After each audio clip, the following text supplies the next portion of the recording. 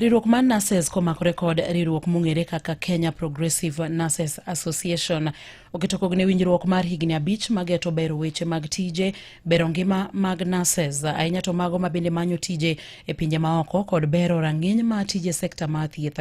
Kane giloso kod jofwambe boma ma Nairobi, giwacho ni gibiro kanyakla mar kedo ne ratich nurses kendo bero alwora mar tich ne nurses duto. Michael Nyongesa, mimi ni mwenyekiti wa kitaifa wa chama cha Kenya Progressive Nurses Association. Wauguzi wetu nchini Kenya wataweza kuelimishwa kwa lugha ya kuwawezesha wafanye kazi katika mataifa ughaibuni. Naitwa Edwin Simiyu, mimi ni mkurugenzi katika kampuni ya Kenya Nurse Consultants Limited, na siku ya leo tumekuwa na mkataba. So nurse yoyote whether akue katika kijiji, whether akue katika mji, atakuwa na nafasi ya kufanya hizi training. Akishafanya hii training, ako na nafasi ya kufanya mtihani, kwa sababu tuko na exam center yani hapa Kenya.